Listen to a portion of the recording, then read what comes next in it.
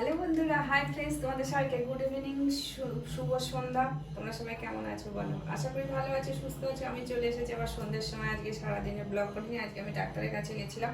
আজকে হলো ফ্রাইডে, ঠিক আছে। আর আজকে কি রাসযাত্রা, তাই না? আজকে হলো রাস পূর্ণিমা আর গুরু নানক নানক জয়ন্তী। তো আজকে হলো রাস, শান্তিপুরে রাস হচ্ছে, আরো যেখানে যেখানে রাস হচ্ছে। আগে যখন আমরা এই রাসটা ঠিক আমরা যখন পড়াশোনা করেছি না, এই রাসটা ঠিক এই আমাদের এই সময় কিন্তু পরীক্ষা, এই রাসটার মধ্যেই পরীক্ষা পড়তো। হয় রাসের একদিন আগে পরীক্ষা, না হলে রাসের মানে ঠিক রাসটা কিন্তু সবসময় পরীক্ষার সময়ই পড়তো। এখন তো এই সময় পরীক্ষা নেই, আমরা বাংলা মিডিয়ামে পড়েছি। এই সময় কিন্তু পরীক্ষা থাকতো আমাদের, আমরা যখন পড়াশোনা করেছি, ঠিক আছে। এই সময় পরীক্ষা থাকতো। তো সেই জন্য অনেক তখন আমরা যখন আমার ইচ্ছা করতো তখন খুব রাস দেখতে যেতে, সবাই যেত যে রাসে যাবো রাসে যাবো, কিন্তু যেহেতু আমাদের পরীক্ষা ছিল হতো ওই সময়, সেই জন্য আমরা রাস দেখতে যেতে পারতাম না, ঠিক আছে।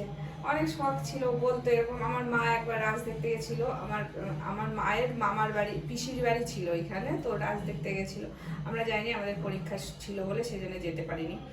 আর জানো তো এখন ওয়েদার অনেক চেঞ্জ হয়ে গেছে। তখন কিন্তু এই সময়টা অনেক ঠান্ডা পড়তো, অনেক সোয়েটার চাদর গায়ে দিতে হতো। রাস দেখতে যারা যেত তারা ভালো মতোই সোয়েটার চাদর নিয়ে যেত, না হলে প্রচুর ঠান্ডা লাগতো। কিন্তু এখন ওয়েদারটা অনেক চেঞ্জ হয়ে গেছে, এখন অনেক গরম পড়ে গেছে। তখন কিন্তু এতটা গরম, এই সময় অনেক ঠান্ডা পড়ে যেত, অনেক। আর কালী পুজোর সময় তো বেশ, এখন যেরকম ঠান্ডা কালী পুজোর সময় এর থেকেও বেশ। আমরা কালী পুজোর সময় কালী ঠাকুর দেখতে যেতাম, তো ঠান্ডা ঠান্ডা লাগতো। যখন ঠাকুর দেখে বাড়ি আসতাম ফিরতাম তখন কিন্তু অনেক ঠান্ডা লাগতো। যারা এখনকার জেনারেশনের ছেলে মেয়ে সেটা জানবে না, সেটা আমাদের বয়সে যারা তারা জানবে যে হ্যাঁ ঠান্ডাটা এখন অনেক কমে গেছে, ঠিক আছে। অনেকটাই কমে গেছে, ওয়েদার অনেক চেঞ্জ হয়ে গেছে, এখন প্রচুর চেঞ্জ হয়ে গেছে। তো আজকে রাস তখন ইচ্ছা করতো, কিন্তু এখন যেন আর ইচ্ছা করে না রাস দেখতে যেতে। এখন যত দিন যাচ্ছে সব কিছুর জন্য আর ইচ্ছা করে না কিছু, মনে হয় ওই ঘরের মধ্যেই থাকি, প্রয়োজনে বাইরে বেরোই, তাছাড়া ভালো লাগে না। এখন এই ঘরের মধ্যেই জীবনটা মানে একটা বদ্ধ জীবন হয়ে গেছে। তো যাই হোক, তোমাদের সাথে অনেক বক করলাম। তো যাই হোক, অনেক বক করলাম। এখন আমি আজকে বাজারে গেছিলাম, বাজারে বলতে আজকে আমি ডাক্তারের কাছে গেছিলাম। তো ডাক্তার দেখিয়ে আসার সময় আমি মুড়ি নিয়ে এসেছি। এই যে মুড়ি নিয়ে এসেছি, মুড়িটা ঢালা হয়নি, আর এটা দিয়েছে কাগজের প্যাকেটে। মুড়িটা আমি ঢেলে রাখি, আর এটার মধ্যে আমার সব মুড়ি ধরবেও না, মুড়িটা নরম না হয়ে যায়। এতটা মুড়ি না আনলেই হতো। 500 মুড়ি এনেছি, এখনো ঠিক আছে। 500 মুড়ি এনেছি, তবে এত মুড়ি আমি যে কদিন বসে খাবো জানি না। আমি তো মুড়ি এমনিতেই খাই না। অ্যাকচুয়ালি আমার বোনদের আসার কথা ছিল, আমি ভাবলাম যে ওরা যদি আসে তাহলে এই মুড়িটা লেগে যাবে, সেই জন্য এতটা মুড়ি এনেছি।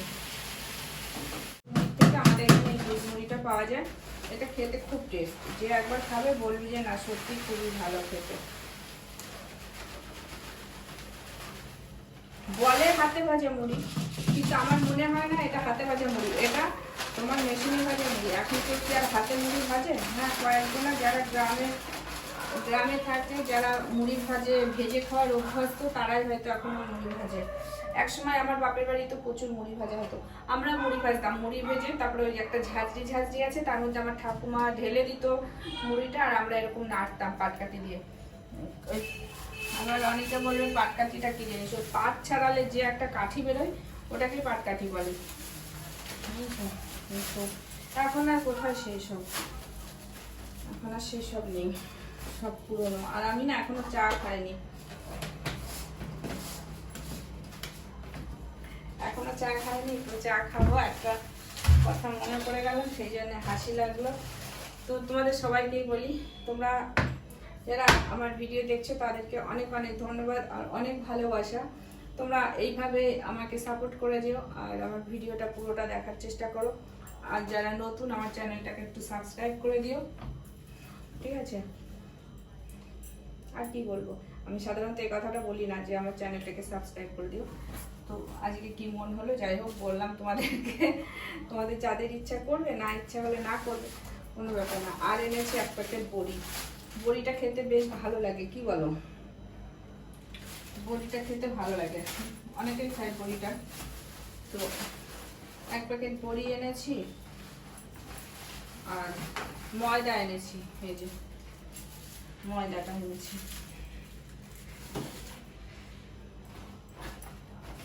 এটা হলো ওষুধের বিল।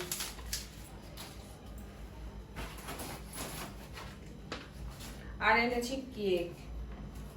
কেকগুলো আনার পেছনে অনেকটা কারণ আছে, সেই জন্য নিয়ে আসলাম। এখন দেখছি না আনলেই ভালো হতো। এটার দাম নিয়েছে 55 টাকা, 55 রুপিস এই কেকের প্যাকেটটা। তো যাই হোক, এনেছি যখন, যদি ছেলে খায় তো ছেলে খাবে, না খেলে না খাবে। আর এবার আমি চা বানাবো। ছেলে গ্রিন টি খেয়েছে, আমি চা বানাবো। তো আজকে আর রান্না করবো না, রান্না করা আছে। আর আটা আটা মনে হয় মাখা আছে, হ্যাঁ আটা মাখা আছে, একটু রুটি করে নেব।